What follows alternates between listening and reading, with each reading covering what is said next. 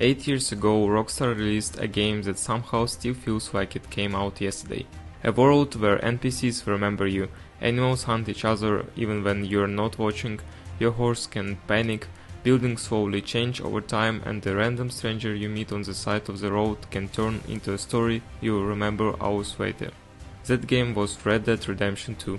Released in 2018, RDR2 was Rockstar Games' attempt to create something much bigger than a traditional open-world game. They wanted to build a world that actually felt alive.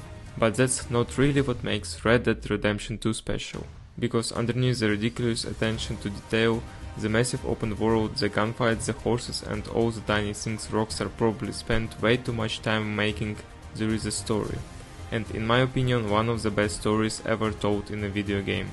So today I want to go back to Red Dead Redemption 2 and figure out why, almost 8 years later, this game is still so damn special. Chapter 1: The Winter Arc. And this is where our story begins. In the middle of nowhere, surrounded by mountains and a brutal snowstorm, the Wanderling gang is running from something that went horribly wrong in Blackwater. And I really love this opening. Instead of immediately throwing you into a massive open world, Rockstar does the opposite.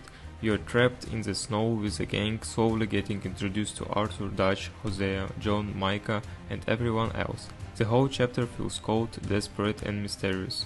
We keep hearing about Blackwater, but we don't really know what happened there yet. All we know is that the gang lost people, left their money behind, and now the law is hunting them. Chapter 1 is definitely slow, especially when you replay the game, but I think that's exactly why it worked so well the first time.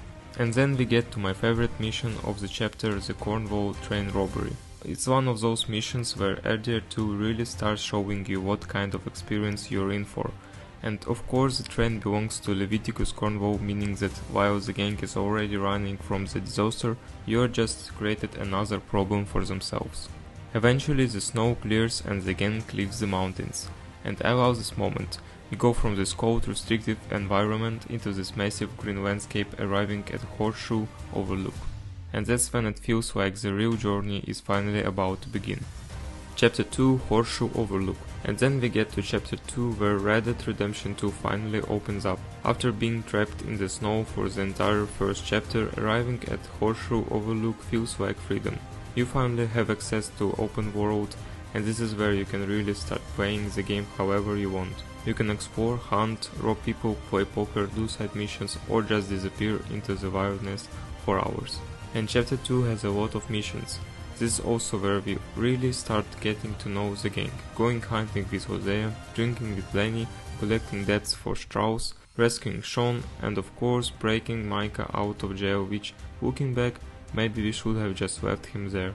But for most of Chapter 2, everything still feels surprisingly peaceful. The gang has a beautiful camp, people are celebrating, Arthur still trusts Dutch, and for a moment it actually feels like their life could continue like this. But towards the end of the chapter, things start getting more serious.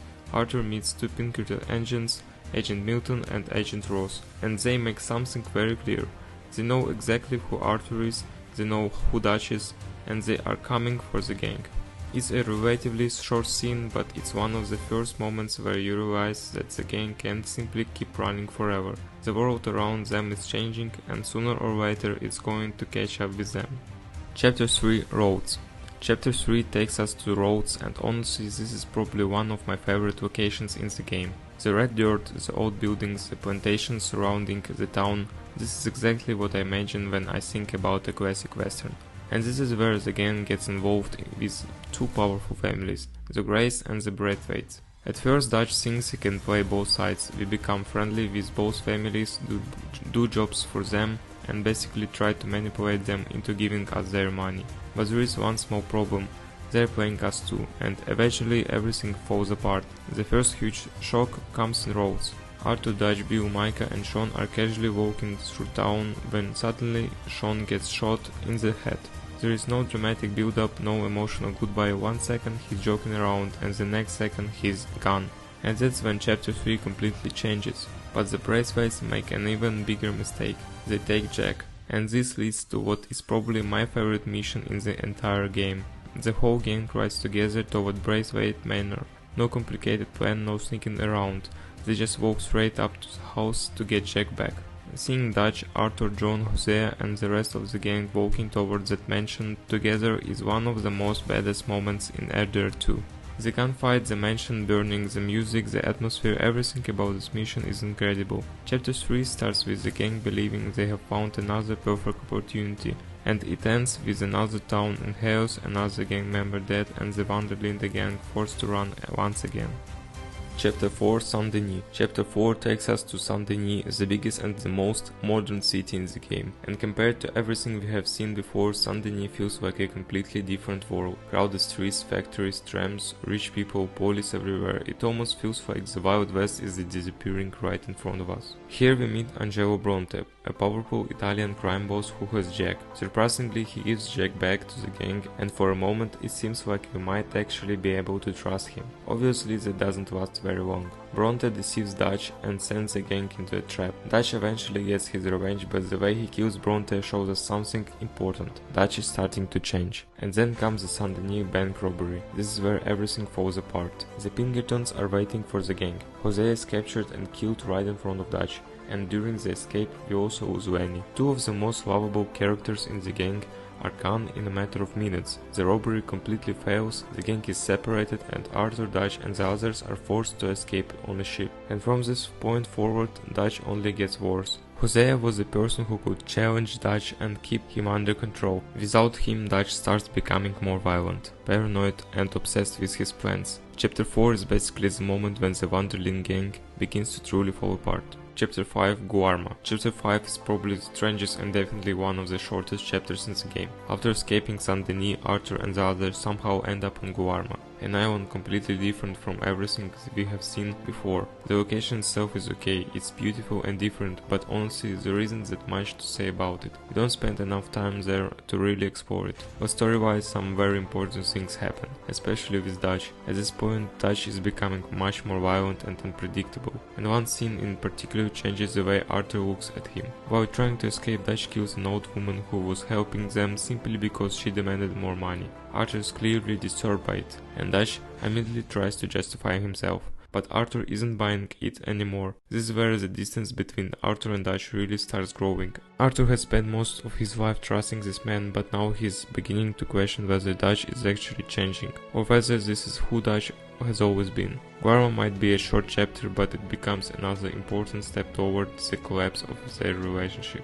Chapter 6 Arthur's Redemption. And then we get to Chapter 6. For me this is the most important chapter in the entire game. Arthur is dying, his tuberculosis is getting worse, the gang is falling apart, and most importantly he has completely lost faith in Dutch. But if you're playing with high honor, this is also where we finally see Arthur's redemption. Arthur knows he doesn't have much time left, and for probably the first time in his life, he starts seriously thinking about the kind of man he wants to be. He begins helping people without expecting anything in return.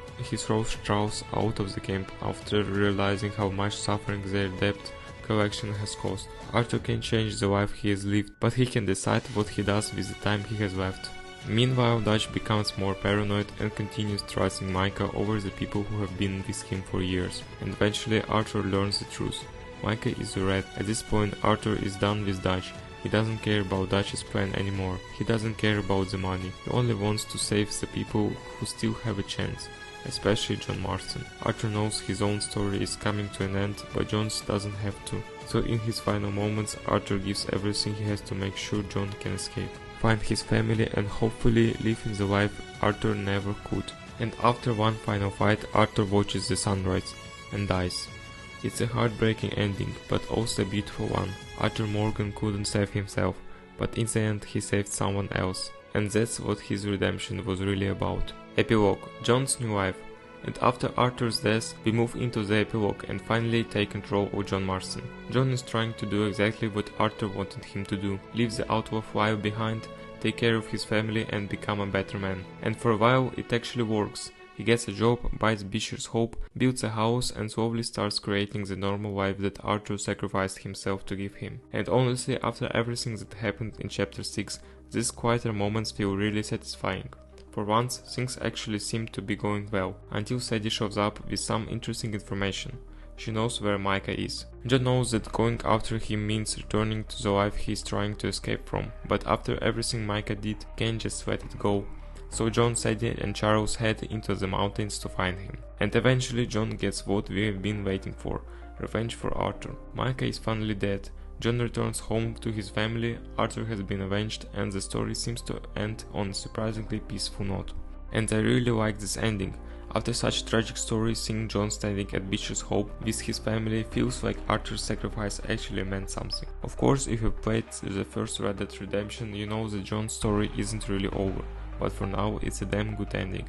So, my final thoughts. It's definitely not a perfect game, it can be slow, some missions feel restrictive and there are moments that can test your patience. But honestly, none of that really matters to me when I look at the experience as a whole. The world, the characters, the attention to detail, the music, and especially Arthur's story makes this game something truly special. And the sad thing is, we don't really get many games like this anymore. Games with this much attention put into very small detail, games that aren't afraid to slow down and let you simply exist in their world, games where after dozens of hours the characters actually start feeling like people you know. Red Dead Redemption 2 came out in 2018 and years later there are still moments where it feels more alive than games coming out today. If you have never played it, I genuinely think it's worth experience at least once. Take your time with it, explore the world, talk to people at camp, do the side missions, don't rush through Arthur's story. Because Red Dead Redemption 2 isn't just about reaching the ending. It's about everything that happens along the way. And that's exactly why, after all these years, we are still talking about it.